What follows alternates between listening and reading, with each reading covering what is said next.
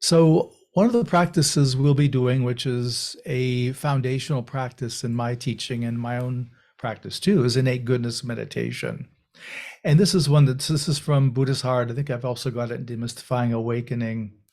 And what I did when I wrote Buddhist Heart was I, of course, practiced all the practices, and then I always vary them. I try, well, what if I do change this or do that or leave that out? And I found the only practice that really had a standalone quality was metta for oneself. That if I did that, and if I didn't use the support phrases and just keyed into a memory of being around either myself or another being exhibiting innate goodness, that would evoke innate goodness strongly enough that I could meditate with it. And I found that to be true of students as well. Uh, at first, not everyone has that contact, but over time, it gets developed and we understand it. We learn to seek out that flavor, that heart flavor in our own practice. So this is something we will be doing. As I mentioned, I do this at the start of my meditation every day for 10 or 15 minutes. And there's a lot of good benefits that come from this. And teaching this like innate goodness, I teach all the Brahma Viharas, the heart practices. They have both an on the cushion and off the cushion application. So this innate goodness is something we can take off the cushion into our life, which really is quite beneficial. So innate goodness is an unconditioned heart radiance. It's an emanation of the beingness quality of your true nature. So it's coming from the love and the presence functioning of the absolute. And metta normally is defined as loving kindness.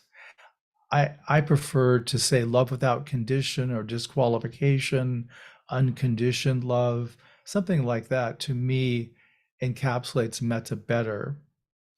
So one of the benefits of innate goodness meditation is that it affords us an inner buoyancy and lightness.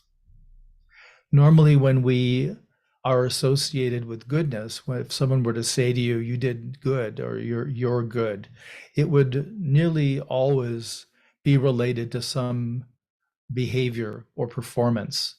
You did well in your job, you did well on that test, you're good at this, you're good at that.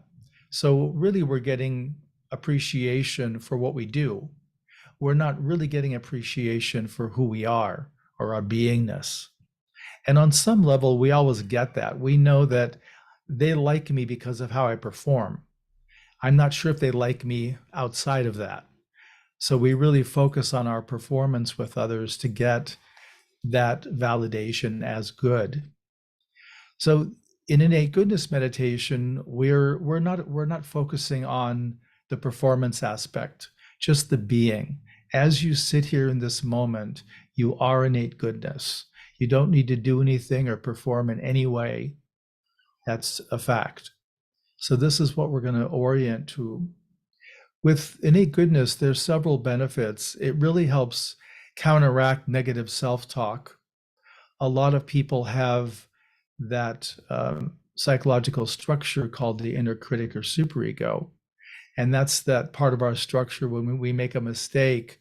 It's the dumbest thing you've ever done. I can't believe you did that. I mean, very, very negative and condescending often. And we typically can tell when the superego is present because our emotional reaction will be typically shame and guilt. We'll feel like I've really done something wrong. I'm a bad person, things like this. And that's the tip off the superego is functioning. So innate goodness helps soften the sting of that negative self-talk. It also allows us an inner lightness or buoyancy to help navigate through life and the struggles of life. And it's letting us rest in an unconditioned quality of the absolute. So all to the good. Among the resistances to this, and I always focus on the resistances, I think it's important to identify them so they're not unconsciously running, then we can recognize them when they show up. The first is self-talk. The majority of humans have an inner narration constantly asserting likes and dislikes. I like that house. I don't like that car. I like that street. I don't like that bush. And we do this throughout our day, every day. And what that does is it reaffirms who we are. I'm this person because here's my likes and dislikes. That's how I know myself. So that's going to keep us from contacting innate goodnesses deeply. Self-judgment, I mentioned the inner critic or superego, and the innate goodness helps give buoyancy so that the self-judgments, the superego pronouncements don't sting as much. They're not as harsh. So that is a great benefit to us too. And then finally, the big one, the big resistance is compulsive doing. As I mentioned, we've gotten feedback in our life that we're good because we perform well. And that begins a kind of driver whenever we're feeling an inner insufficiency. We're feeling weak, we're feeling somehow less than. The common response is to compulsively do something. And you can recognize this when you have some free time and say you're sitting on the couch at home and listening to music, let's say, and there's that part of you that's saying, I really should go do this or that.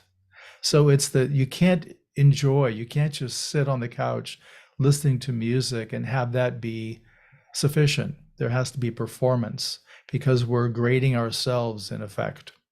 So these are all things that will get in the way of contact with innate goodness. And we want to just recognize them when they arise.